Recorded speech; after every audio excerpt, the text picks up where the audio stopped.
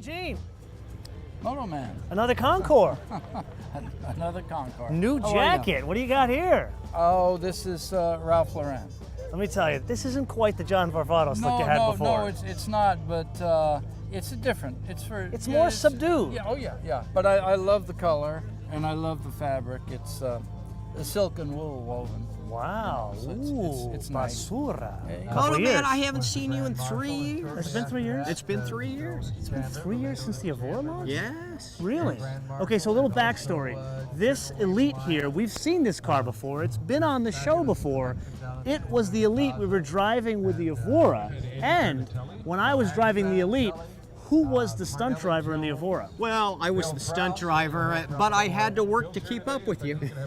Well, let me tell you about the time that we raced a kind of a, everybody's GTO, a $2,500 coupe, against the most magnificent, probably the most magnificent supercar ever built, the great Ferrari GTO. It's a perfect jacket for this car. You might think this is just any old Jaguar, right? Well, this isn't any old jacket. Exactly. That's why I got to tell you about this car. Okay. Are you a Mad Men fan? I don't watch television. Oh. I've heard of the show. It's worth watching just for now. Most people watch it because of the girls, the way they're dressed. But the girls sexy? But they're dressed in a classic way. I mean, it's. Well, then why are the men mad? So what have you been up to with the Elite Well, we've since been then? showing the car quite a bit. We've shown at Dana Point Concours 3 times. We showed here 2 years ago. And really the best was Best Judge's Choice at the La Jolla Concours. Congratulations. Judge's Choice. That's a hard one to get. All those guys were automotive designer guys. We were able to convince Car and Driver magazine to do it. And they did it. They did it down at the Daytona International Speedway, ran a Pontiac against a Ferrari, and of course, as you might appreciate, it was a win-win for the Pontiac just to get on the same track. It's because it's set in New York at a different time. That's why I love it. Okay. But there was a whole arc about the main character buying, a Cadillac guy, buying a Jaguar and getting the Jaguar account. And this is the very car.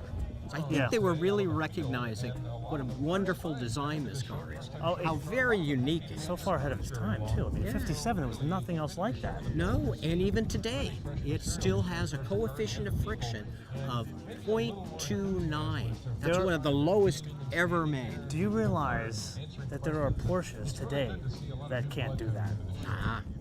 Well, see, they need to be designed by accountants. So it turned out to be one of the best, most successful all-time promotions that I think Pontiac ever pulled.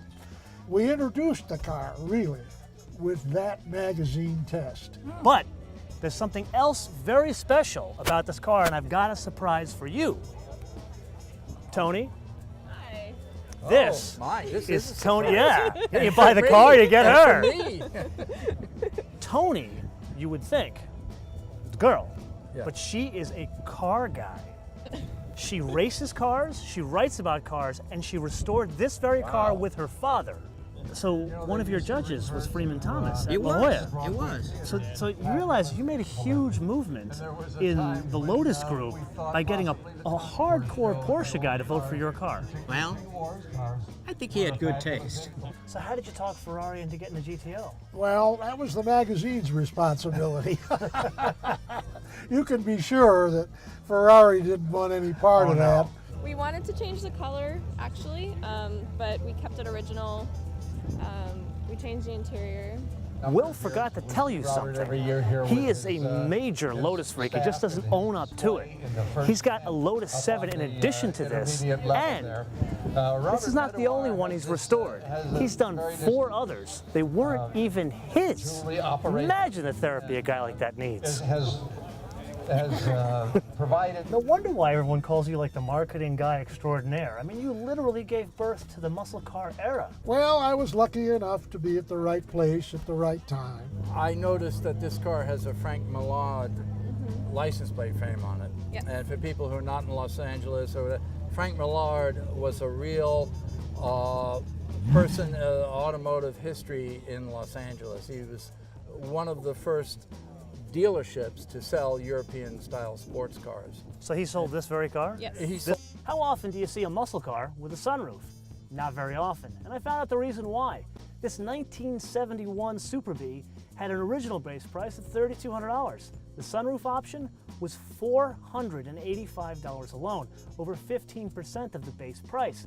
But that's not the only reason why this car is special. It had the Hemi and the 4-speed, so it was one of one built that year. The only other Super Bee built that year with a sunroof had an automatic. But there's something else that makes this car special. When the owner Greg found it before the restoration, it had this for a steering wheel. Well, the car we're sitting in right now happens to be the car that was used by Car and Driver magazine back in 1964 when they made that comparison test against the Ferrari. So this car actually went wheel to wheel with a Ferrari. This is the one we're car. sitting in. Absolutely, 100% accurate. This is the car. Mean Gene, this car is beautiful and the details are wonderful, It's but absolutely. why is it here? Well, it's here because it's one of the most influential cars in history. This? Yes. This looks like a horseless carriage. No, it's actually the rear suspension and the rear axles, the differential, and the drive shaft. This is what's known as the DD-on rear end.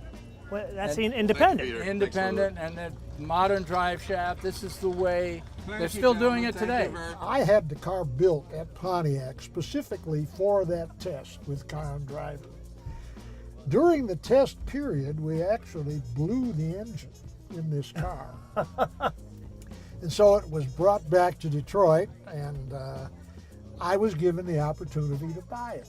Mean Gene, Opportunity Yes. to go on your a next wonderful jacket cruise. Yes, should be like that. absolutely. I'm coming back tonight when no one's around with a razor blade. So you'll be the only one with a Voisin official jacket. Boy, wouldn't that be killer, huh? Pebble Beach winning. It's either that or some underwear. They do not know which.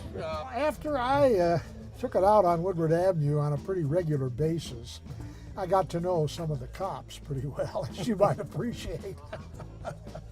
And one of the Royal Oak cops was a particularly nice guy, and he loved cars.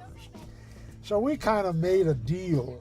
He said, I'm going to kind of look the other way when I see you misbehaving with this car, if you will make me the promise that you will sell it to me when you go to get rid of it. So what do we got here? That's a 1936 Packard V12 open touring car. Was restored, and of course you now see, you know, what it turned out to be. It's stunning. just absolutely. I mean, I don't remember seeing build quality in Pontiacs like this ever. It's a lot better than the way it Wow. was when it you came owned off the assembly line. This is the one car we actually have the right to sit in. That's true. One of That's two true. we have here that we have the right to sit in, Belongs to the Automobile Driving Museum, and so do we. which is our home. As you can see, it's properly restored. They resisted the temptation to over-restore. I've noticed you can tell the wood is fantastic. wood. Oh, it's just beautiful. And yet it's still shiny, but it doesn't look like a piece of plastic. So this is the car, this is the way you would see the car coming out of the factory Yes, yes. in 1936. Yes, and it also has one of my favorite instrument panels of all time. It's really pretty, I will have It's to very say. elegant and very Art Deco. And what is special about this car to you? Well, to me, is that it was restored by Glenn Vaughn. He's a good friend of mine. And we started our careers out together. We were the young guns at Hill and Vaughn. So when you say Hill and Vaughn, who is the Hill in the Hill and Vaughn? Phil Hill.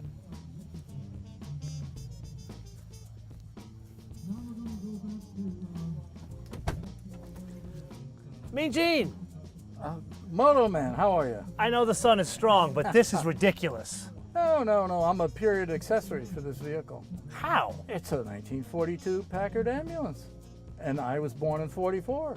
You're Hey, ridiculous. have you seen my doctor? I've been waiting for him. Here he is. Here he is. He took his own medicine. Look at this guy. Don't they know doctors aren't supposed to diagnose themselves? How are we gonna do this? We need some. Yeah, Pit you got bulls. Tony over there. That was European, and Car looks good. Just you right here? Yeah, that's great. Detailer. Looking good. Thanks. Okay, so Hey, we a didn't know this, star- but Tony a star not only is restored the born. car, writes about cars, races cars, but she also details cars. But didn't they have this on horses? They had on horses, they have them on dogs' collars too. Greg O'Brien presenting the trophy to Gordon and Jennifer I Wangers. didn't know your ass was going to be in my face when we started this.